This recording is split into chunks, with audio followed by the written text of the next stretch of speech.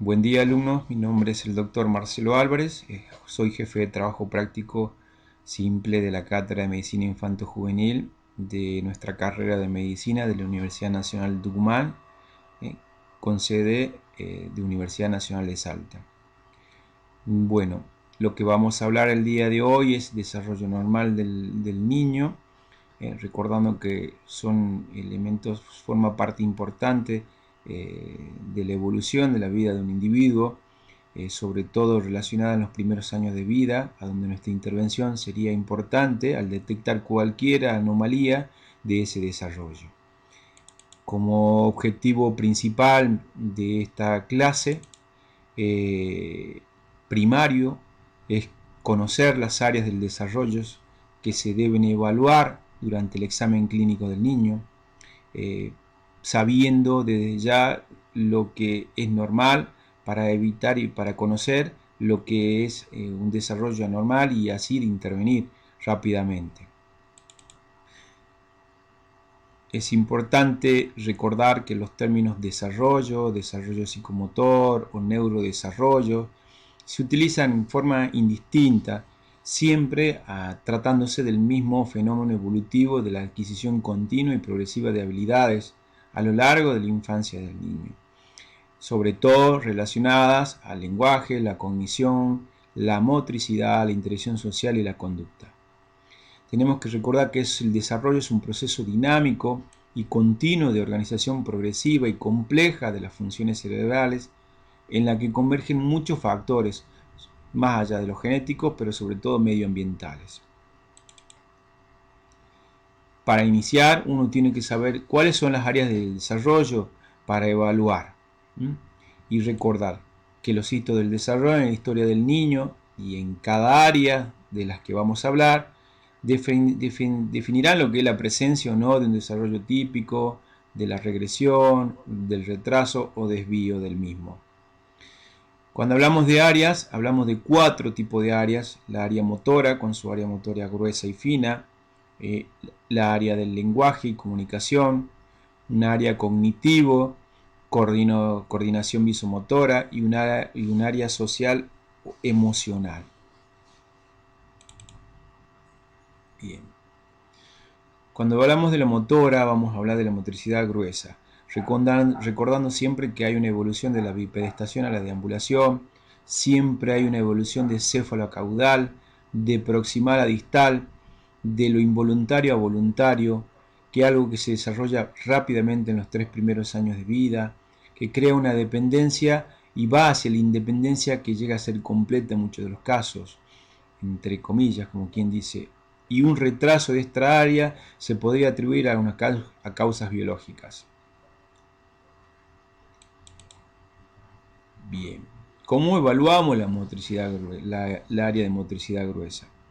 Es importante la observación, sobre todo a través del movimiento espontáneo del niño y sus posiciones relacionadas a la simetría, a la posición, digamos en dorsal o en ventral, cómo se va desarrollando.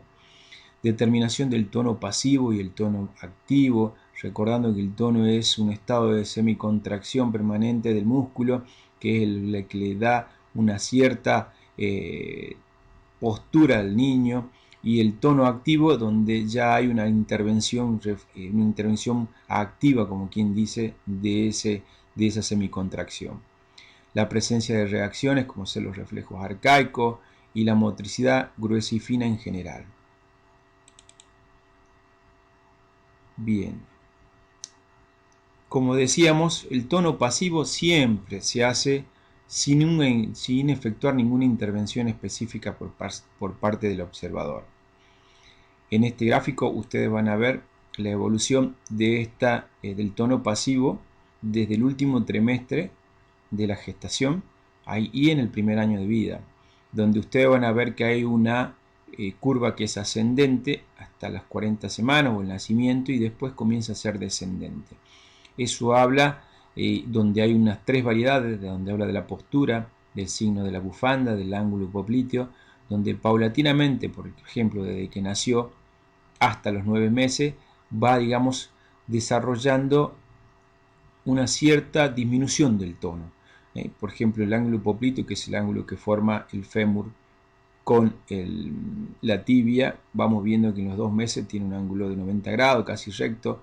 A los 5 meses va teniendo 110 grados y a los 9 meses ya 150 grados, es decir, donde el tono, ese estado de semicontracción permanente, ya disminuye, por lo que el niño puede tener hasta, en el caso del síndrome de la bufanda, observen que en el codo ya pasa la línea media casi y a los 5 meses ya llega a tocar hacia el otro hombro y ya hay una tonicidad muy disminuida, por lo que a los 9 meses ya casi su hombro está pasando, o su codo, perdón, está tocando el hombro derecho.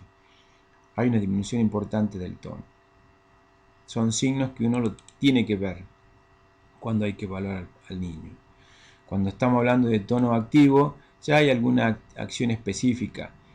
También vamos a ver que el tono, en este caso, digamos, el activo va ligeramente aumentando en un principio y después descendiendo, pero descendiendo en el sentido de que el tono activo es cuando, por ejemplo, en el caso de los 2 meses lo ponemos sentados, agarramos por debajo de las axilas al niño y tiene un cierto tono que permite la postura. A los 5 meses ya el tono ya se va desarrollando como un trípode. A los 7 meses ya hay una postura propia sin necesidad de intervención, como en este caso, y a los 9 meses ya se puede desarrollar la bipedestación. Tono activo. Otro ítem a desarrollar, otra variable a evaluar, son los reflejos arcaicos. Los reflejos arcaicos, como si bien se dicen, son reflejos primarios, primitivos, que son varios, como ustedes los evalúan, como ustedes ven en este dibujo, donde se habla, en esta tabla, perdón, donde se habla de defensa, por ejemplo, defensa óculo-palpebral, la liberación de orificios, búsqueda de los 4 puntos cardinales, el reflejo de succión de ilusión, ojo de muñeca, tono cervical simétrico, presión palmar, moro o de cruz o de brazos en cruz, presión plantar, mano-boca, palmo mentaneano, varios como ustedes ven. Todos tienen su presentación y su forma de determinación. Vamos a ver algunos que son muy importantes. El reflejo moro, como ustedes ven, es un reflejo que se produce cuando la mano del operador se coloca sobre la parte dorsal de la espalda del bebé y se hace un ligero ascenso. Van a ver que digamos, brazos tienen tendencia a producir una abducción y llevárselo hacia el centro, como una especie de cruz. Ese es un reflejo positivo y es un reflejo arcaico. Otro reflejo que es muy estudiado es el tono cervical asimétrico, a donde nosotros, en este caso, al niño, al girar la cabeza hacia un lado, se produce la extensión del miembro del mismo lado y la contracción del contralateral, a veces acompañado de la contracción de la pierna del mismo lado y la extensión de la contralateral. Es un tono cervical asimétrico y siempre se evalúa justamente esto, si hay una asimetría o no entre extensión y flexión de determinados miembros. Otro reflejo arcaico es la marcha automática, donde generalmente el operador, poniendo sus manos por debajo de las axilas, eleva al bebé y lentamente hace apoyar sus miembros inferiores, sus pies en realidad, sobre alguna superficie. El niño tiene tendencia a iniciar la marcha. Un reflejo automático, arcaico. Cuando uno, digamos, vamos viendo el área motora gruesa que estábamos evaluando, dentro de los cuales se encuentran los reflejos arcaicos, ustedes van a evaluar que en el caso de todos estos reflejos arcaicos simétricos van desapareciendo gradualmente y tienen que estar eventualmente hasta los 3 o 4 meses. Recordad que en el recién nacido levanta la cabeza en prono y flexión de las 4 extremidades. A los 3 meses en prono apoya en los antebrazos y sostiene la cabeza.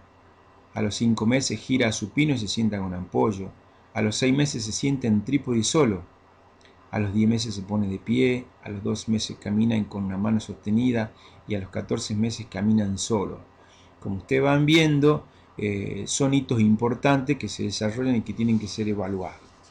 Reconocidos por ustedes y evaluados. Son muchos, pero tienen que ser reconocidos y evaluados, lo más importante.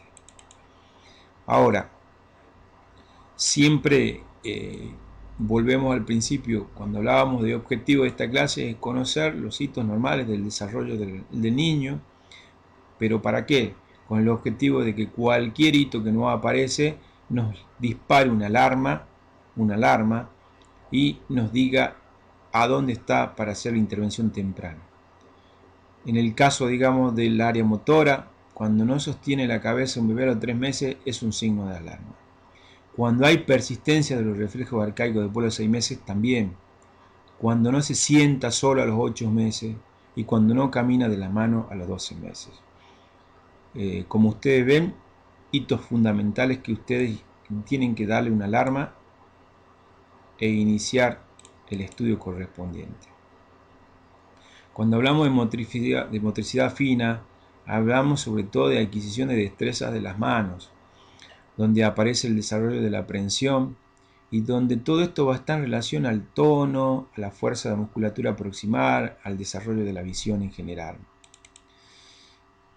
Vamos a ver en estas fotos una especie de evolución de la mano, ¿no?, relacionada a la motricidad fina, donde generalmente empezamos con la mano en garra. Acá no vemos muy específicamente, pero generalmente el pulgar está incluido dentro de la mano. El reflejo de prensión, donde básicamente uno le pone los dedos, nuestros pulgares al bebé y el bebé se sostiene, y si uno empieza a levantarlo puede llegar a levantar al bebé por la capacidad de prensión que tiene. La capacidad ya aparición progresiva de asir un objeto con las manos, ya la forma entre pasar y una mano hacia la otra mano. Lo que ustedes ven en este sector es lo que nosotros llamamos la garra cubital.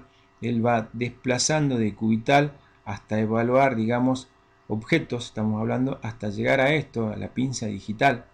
Es decir, su índice y pulgar tienen coordinación para asir o tomar objetos, no tan solo abajo, sino en distancia.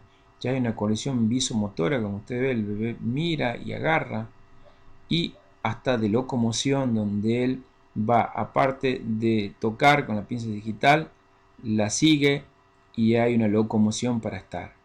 Sí.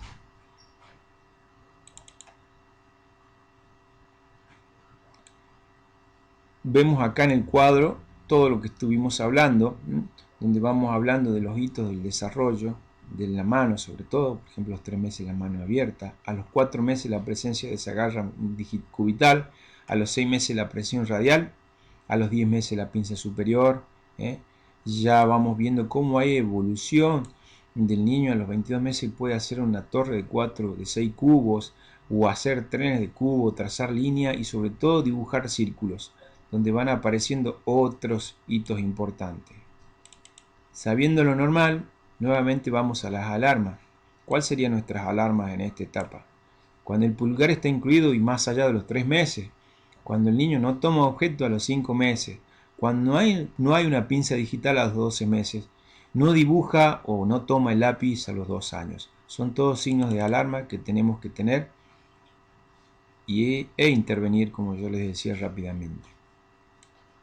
Cuando hablamos de áreas de lenguaje y comunicación, mucho más hablándose hoy, se habla más de comunicación, porque no tan solo lenguaje es una forma de comunicación, también está la expresión, señas, etc. Estamos hablando de las capacidades receptivas, es decir, de cómo escucha y de qué comprende, de las capacidades expresivas, es decir, de dar a conocer sus ideas o pensamientos a través de alguna forma de comunicación, que puede ser la habla o no hablada, o no hablar, ser un lenguaje no verbal. Generalmente es paralelo al desarrollo cognitivo y del pensamiento del niño, y en muchos casos es muy buen predictor de inteligencia. Hay un amplio rango de variabilidad individual y muy dependiente de la estimulación social.